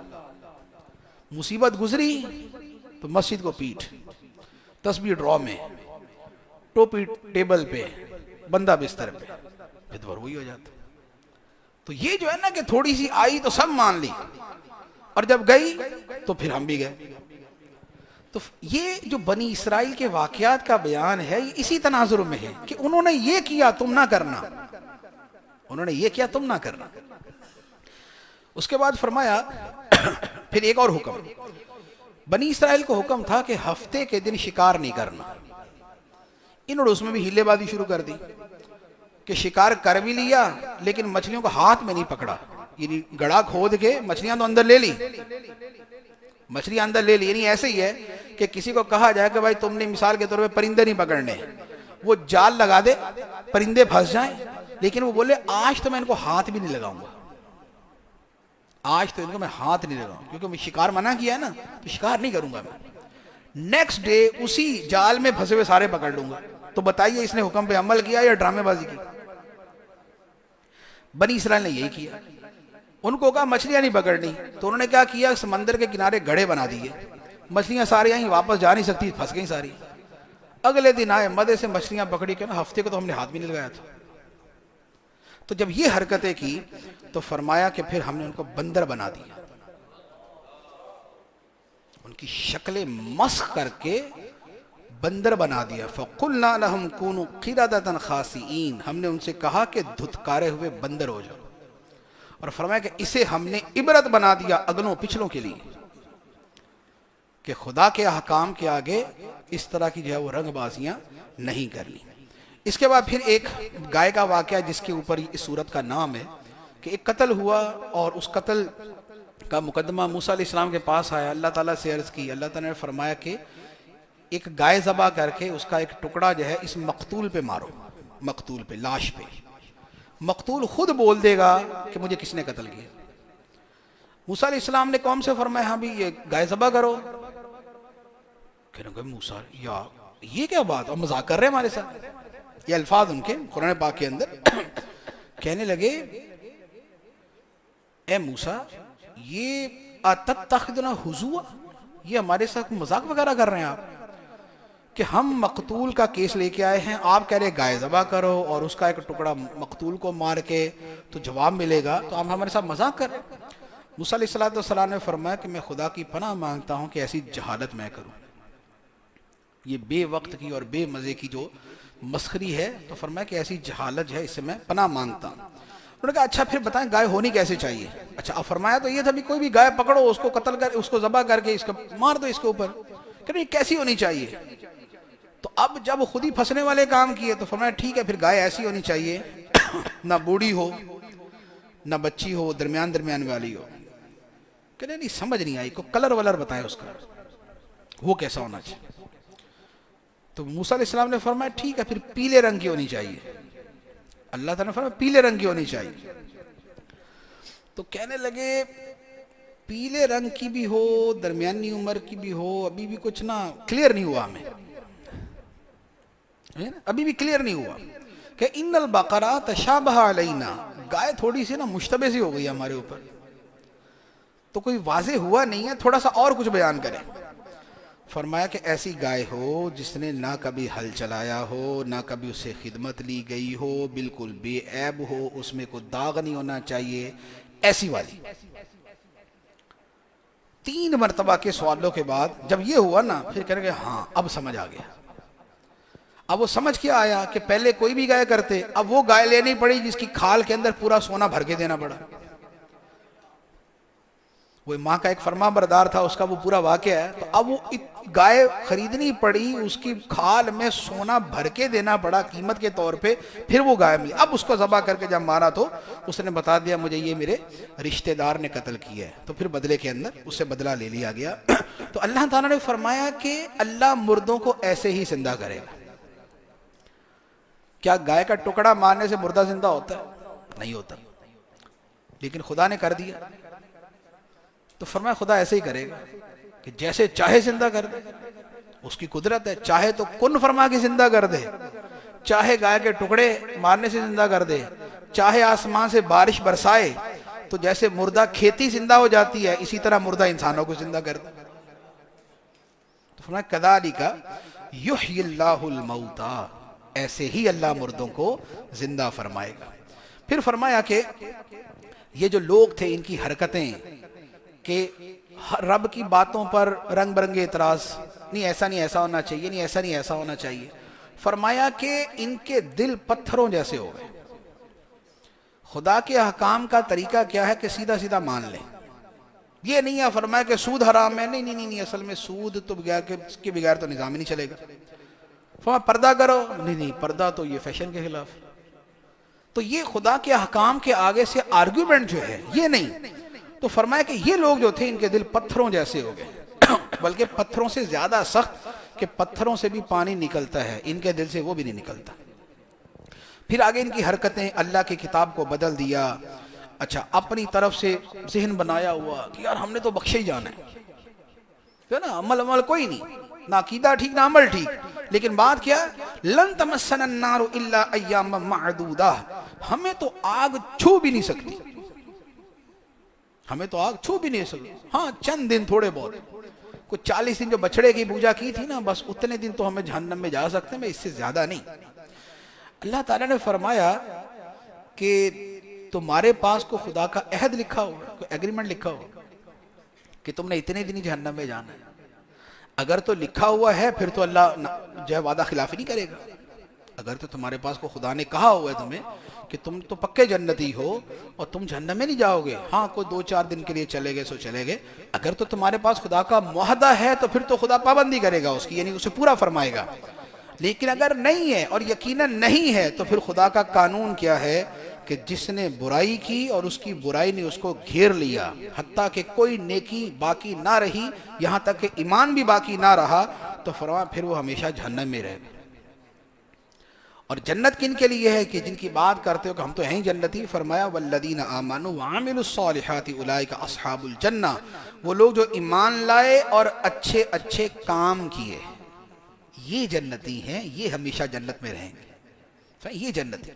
تو قرآن کا اسلوب یہی ہے کہ قرآن جو ہے وہ یوں بیٹھے بیٹھے بشارت نہیں دیتا کہ آئے تو چلو بھی سارے جنتی، ایسا نہیں. قرآن عمل عمل عمل عمل عمل عمل کی آیات نکالے تو 1000 آیتیں تو عمل بھی نکل آئیں گے. پہلے کیا گزرا، وبشر الذین آمنوا وعملوا الصالحات، بشارت دو ایمان والوں کو اور جو نیک کام بھی کریں. یہاں بھی فرمایا کہ جو ایمان لائے اور نیک کام بھی کرے. اس کے بعد پھر بہت سے احکام ہیں، ماں باپ کی خدمت کرو، رشتہ داروں سے اچھا سلوک کرو، یتیموں سے اچھا سلوک، مسکینوں سے، لوگوں سے اچھے انداز میں بات کرو، کانٹ کھانے کو نہیں دوڑو، نماز قائم کرو، زکوٰۃ ادا کرو. فرمایا کہ یہ سارے احکام دیے گئے. یہ سب مختلف احکام جو ہے وہ چلتے رہے. لیکن ان کا آگے سے کیا کہنا تھا، جب نبی پاک علیہ الصلوۃ والسلام فرماتے کہ ایمان لاؤ اور جو قرآن ہے اس پر ایمان رکھو، تو کہتے ہیں یہ ہمارے دلوں پہ تو پردے پڑے ہوئے. مراد یہ کہ ہمارا دل تو ایمان کی تھیلی میں ایسا پکا ہوا پڑا ہے کہ اب کوئی اور شے کا ایمان اندر نہیں جا سکتا. تو اللہ تعالیٰ نے فرمایا کہ ایسا پکا ایمان نہیں ہے، بل لعنہم اللہ بکفرہم، بلکہ ان کے کفر کی وجہ سے خدا نے ان پہ لعنت کی ہوئی ہے. تو یہ خدا کی لعنت ہے جو یہ ایمان نہیں قبول کر سکتے. یہ نہیں ہے کہ ایمان اتنا پکا ہے. اب یہ سب کے بعد فرمایا کہ یہ سارا ان کی پھر اور مزید جو ہے وہ کئی خصلتیں بیان کرنے کے بعد ایک اور آگے بیان کیا. ایک مرتبہ یہودی نے آگے پوچھا کہ اے محمد صلی اللہ علیہ وسلم، ہم آپ کی بات تو مان لیں گے، یہ بتائیں فرشتہ کون سا آتا ہے آپ کے پاس؟ فرمایا جبرائیل. کہنے کہ جبرائیل؟ فرمایا ہاں. پھر نہیں مانیں گے. اگر جبرائیل آتا پھر نہیں مانیں، یہ ہمارا پرانا دشمن ہے. یہودی کہنے لگے یہ ہمارا پرانا دشمن ہے، یہ پہلے بھی جو ہم پہ سزائیں آتی تھی نا وہ یہی لے کے آتے تھے. تو اگر کوئی اور فرشتہ آئے گا نا تو مان لیں گے، جبرائیل آئیں گے پھر نہیں مانیں گے. اب جبرائیل کون ہے؟ خدا کے پیارے فرشتے، اللہ کے اتنے مقرب بندے. اللہ تعالیٰ نے فرمایا من کان عدوا لجبریل، جو جبرائیل کا دشمن ہوتا ہے تو ہو. نبی کے دل پہ قرآن جو نازل وہ کرتے ہیں وہ خدا کے حکم سے کرتے ہیں، اپنی طرف سے نہیں کرتے. اور پھر فرمایا من کان عدوا للہ وملائکتہ ورسلہ وجبریل ومیکائیل فإن اللہ عدو للکافرین، جو اللہ کا دشمن ہو، اللہ کے فرشتوں کا دشمن ہو، اللہ کے رسولوں کا دشمن ہو، اور جبرائیل کا اور میکائیل کا دشمن ہو، تو پھر اللہ کافروں کا دشمن ہے. یعنی جو ان کا دشمن وہ کافر، جو قرآن فرما رہا ہے. کس کا؟ اللہ کا دشمن، فرمایا کافر. فرشتوں کا دشمن، فرمایا کافر. رسولوں کا دشمن، فرمایا کافر. جبرائیل و میکائیل کا دشمن، فرمایا کافر. تو اس سے پتہ چلا کہ یہ جو مقدس ہستیاں ہیں، ان کی دشمنی، ان کی عداوت، ان کا بغض معمولی نہیں ہے. خدا سیدھا فرماتا فَإِنَّ اللَّهَ عَدُوٌّ لِّلْكَافِرِينَ، بے شک اللہ دشمن ہے کافروں کا. اس کے بعد ان لوگوں نے یہودیوں نے ایک حرکت کیا کی تھی بنی اسرائیل نے، کہ حضرت سلیمان علیہ السلام اللہ کے نبی، لیکن ان لوگوں نے کہا کہ سلیمان علیہ السلام نبی نہیں تھے، جادوگر تھے، کیونکہ سلیمان علیہ السلام کے جنات تابع تھے، جنات ان کی بات مانتے تھے، پرندے ان کی بات مانتے تھے، تخت ان کا ہوا میں اڑتا تھا. تو اب ظاہری طور پہ سوچے تو ایسا لگتا کہ جیسے بھئی کسی جو نا وہ جادوگر کے کام ہے. تو مسلمانوں کے نزدیک تو نبی ہیں اور حقیقتاً نبی ہیں، لیکن یہودیوں نے کہا یہ جادوگر تھے اور جادو کے زور پہ سارا کچھ کرتے تھے. تو اللہ تعالیٰ نے حضرت سلیمان علیہ السلام پہ لگے ہوئے اس الزام کو دور کیا، جسے آپ دوسرے الفاظ میں کہہ سکتے ہیں کہ حضرت سلیمان علیہ السلام کی ناموس کی حفاظت اللہ نے کی. یہ ہے ناموس رسالت، کہ ناموس رسالت سلیمان علیہ السلام کا تحفظ خدا نے کیا. فرمایا ما کفر سلیمان، سلیمان نے کفر نہیں کیا، جادو وادو نہیں کیا، ولیکن الشیاطین کفروا، یہ تو شیطانوں نے کفر کیا تھا، جادو کی باتیں وہ کرتے تھے. ہاں، ہاروت ماروت دو فرشتے تھے جنہیں اللہ تعالیٰ نے اتارا تھا لوگوں کے امتحان کے لیے، کہ وہ لوگوں کو جادو سکھائیں اور لیکن ساتھ یہ بول دیں کہ یہ تمہارے امتحان کے لیے. جیسے کسی کو چھری دی جا رہا، کہا جائے کہ بھئی یہ چھری ہے، ظلم نہیں کرنا اس کے ساتھ، تو اس کا یہ مطلب نہیں ہے کہ اس نے ظلم کے لیے دی ہے، اس نے اس کے امتحان کے لیے دی ہے کہ اسے صحیح استعمال کرتا ہے یا غلط استعمال کرتا ہے. تو یہ ہاروت ماروت جو ہے یہ دو فرشتے تھے اور انہوں نے کو گناہ نہیں کیا تھا. گناہ کی بہت سی روایتیں ملتی ہیں لیکن وہ درست نہیں ہیں. تو ان کو اللہ تعالیٰ نے لوگوں کے امتحان کے لیے اتارا تھا. اس کے بعد یہودیوں کی ایک غلط حرکت کیا تھی کہ نبی پاک علیہ السلام کی گستاخی کے لیے رنگ برنگے طریقے اپناتے تھے. چنانچہ سرکار کی بارگاہ میں آتے کوئی بات ہوتی تو جیسے کسی کی بات سمجھ نہ آئے تو ہم کہتے ہیں نا ذرا دوبارہ دوہرا دے. تو یہ کیا کرتے تھے، یہ بولتے تھے راعینا، ہماری رعایت کریں، یعنی ہماری رعایت کر کے دوبارہ بتا دیں. لیکن وہ راعینا کو تھوڑا سا کھینچ کے پڑھ دینا تو اس کا مطلب بن جاتا ہمارا چرواہا. تو یہ گستاخی کرتے تھے. تو ایک صحابی تھے، ان کو سمجھ آ گئی کہ یہ کیا بولتے ہیں. تو انہوں نے کہا کہ اگر آئندہ تم لوگوں نے نبی پاک علیہ السلام کی ایسی گستاخی تو جان سے مار دوں گا. کہنے لگے ہمیں کہہ رہے ہو، تمہارے اپنے مسلمان بھی یہی بولتے ہیں، وہ بھی تو رائے نہیں کہتے، ہم بھی تو وہی کہتے ہیں. تو یہ سرکار کی بارگاہ میں یا رسول اللہ میں نے ان کو اس طرح کہا ہے اور یہ کہہ رہے کہ تمہارے مسلمان بھی ایسی بات کرتے ہیں. تو اللہ تعالیٰ نے قرآن میں لفظ نازل فرما دیا کہ یہ نہیں بولنا، یہ بولنا ہے. نبی کی بارگاہ میں ایسا لفظ ہی نہیں بولنا کہ جس سے کوئی دوسرا بندہ غلط طریقے سے استعمال کر سکے. یہ بولنا ہی نہیں راعینا، کہو انظرنا، حضور نظر فرمائیں، حضور نظر فرمائیں. تو ہم اسی لیے یا رسول اللہ انظر حالا. تو یہ انظر جو ہے یہ یہی والا ہے کہ ہم کہتے ہیں کہ حضور نظر فرمائے ہمارے حال. تو یہ نبی پاک علیہ السلام کی تعظیم کی بات. تو یہ مسلسل جو ہے یہ سارے واقعات بنی اسرائیل کے چلتے. اب اس کے بعد حضرت ابراہیم علیہ السلام کا واقعہ فرمایا کہ ابراہیم کو اس کے رب نے بہت سی باتوں میں آزمایا، بڑے امتحان لیے، لیکن ہوا کیا؟ فَأَتَمَّهُنَّ، ابراہیم نے ہر امتحان کو پورا کر دیا. فرمایا ابراہیم کو بہت سی باتوں سے آزمایا. آگ میں ڈالے جانے کی باری آئی، وہ کامیاب ہو گئے. بچے کو ذبح کرنا تھا، وہ کامیاب ہو گئے. بیوی بچے کو بیابان میں چھوڑنا تھا، وہ کامیاب ہو گئے. وطن چھوڑ کے ہجرت کرنی تھی، وہ کامیاب ہو گئے. تو فرمایا کہ ہم نے جس کام میں آزمایا فَأَتَمَّهُنَّ، انہوں نے اسے پورا کر دیا. تو جب انہوں نے پورا کر دیا تو رب نے فرمایا انی جاعلک للناس اماما، اے ابراہیم تجھے ساری دنیا کا امام بنا دیا. اے ابراہیم تجھے ساری دنیا کا امام بنانے والا، پیشوا بنانے والا.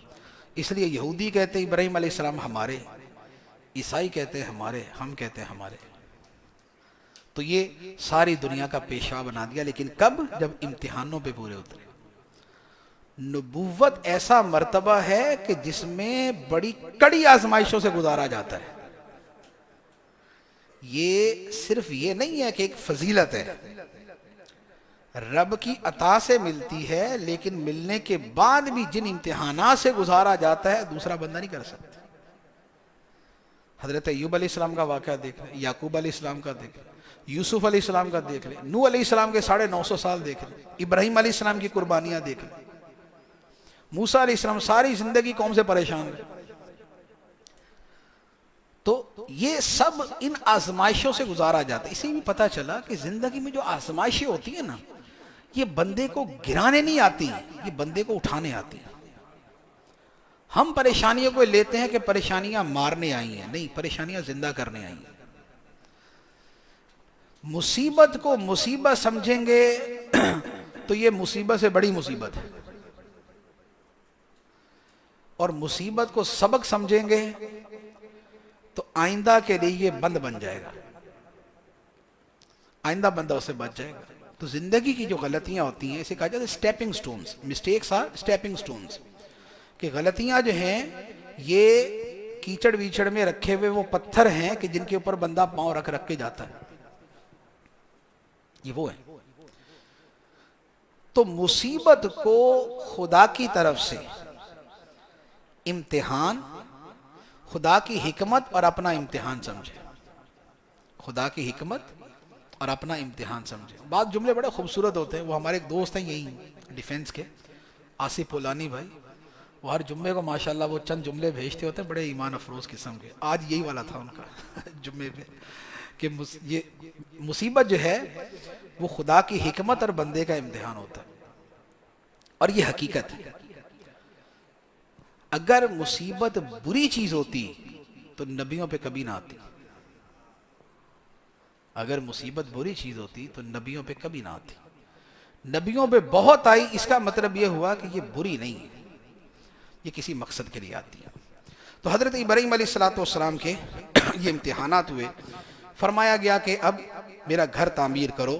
گھر تعمیر ہوا. جس پتھر پہ ابراہیم علیہ السلام نے خانہ کعبہ تعمیر کیا، فرمایا وَاتَّخِذُوا مِن مَّقَامِ إِبْرَاهِيمَ مُصَلًّى. جس پتھر پہ ابراہیم کے پاؤں لگے ہیں اب تم وہاں پہ سر رکھا کرو، اسے مصلی بناؤ، سجدہ گاہ بناؤ اسے. یہ ہے نبی کے قدموں کا مقام. پھر فرمایا کہ خانہ کعبہ کو پاک و صاف رکھو. حضرت ابراہیم علیہ السلام نے بہت سی دعائیں کی. اللہ تعالیٰ نے ہر دعا قبول فرمائی. جو دعا یہاں پر کی اللہ تعالیٰ نے قبول فرمائی. فرمایا یا اللہ اس شہر کے اندر پھل ہی پھل کر دے. اللہ تعالیٰ نے پھل ہی پھل کر دیا. اب دیکھ لیں مکہ مکرمہ.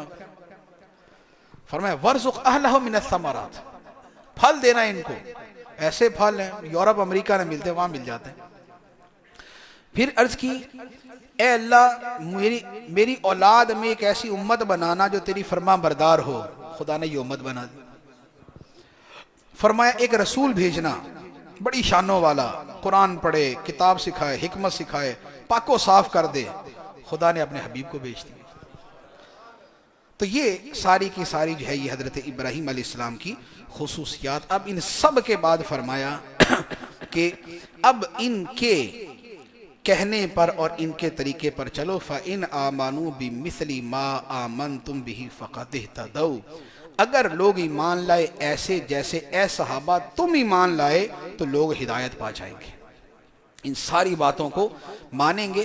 باقی عیسائیوں کا ایک طریقہ تھا، بچہ پیدا ہوتا ہے اس پہ رنگ منگ چڑھاتے ہیں. آپ نے بھی دیکھا ہوگا بپتسمہ جسے کہتے ہیں، وہ پیلا سا رنگ اس پہ چڑھاتے ہیں.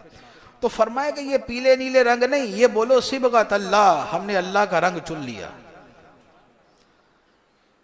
صبغۃ اللہ، اللہ کا رنگ، اللہ کے دین کا رنگ. وَمَنْ أَحْسَنُ مِنَ اللَّهِ صِبْغًا. اور خدا سے بڑھ کے کس کا رنگ خوبصورت ہے؟ اللہ تعالیٰ رنگ سے پاک ہے، اس کے دین کا رنگ. دین کا رنگ چڑھ جائے تو کیا ہوتا ہے؟ دین کا رنگ چڑھ جائے تو ظاہری اعتبار سے وہ بندہ ہمارے جیسا ہوتا ہے، لیکن لوگوں کے دل اس کی طرف کھنچتے ہیں. وہ دنیا سے چلا بھی جاتا ہے، نظر نہیں آ رہا، تب بھی لاکھوں لوگ اس کے مزار پہ پہنچے ہوتے ہیں. یہ وہ ہے جن پہ خدا کا رنگ چڑھا ہوتا ہے. تو خدا کے رنگ کی کشش جو ہے وہ لوگوں کو اپنی طرف کھینچ لیتی ہے.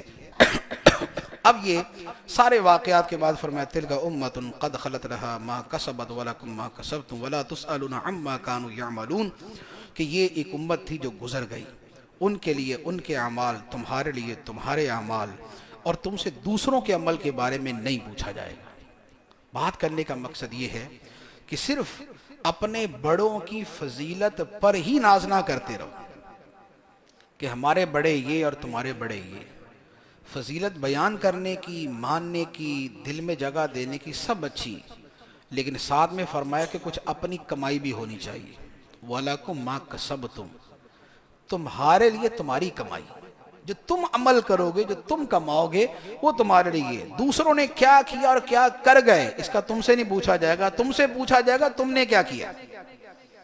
تو لہذا اپنے عمل پہ نظر رکھو۔ یہ اس پارے کی آخری آیت مبارکہ تھی جسے میں نے تفسیر بیان کر دی۔ اللہ تبارک و تعالی ہمیں قرآن کا فہم عطا فرمائے، آمین بجاہ النبی الامین صلی اللہ علیہ وسلم۔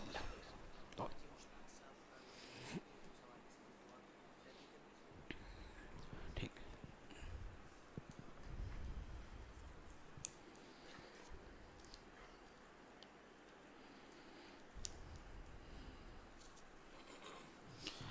اللهم صل على سيدنا ومولانا محمد معدن الجود والكرم وآله وبارك وسلم۔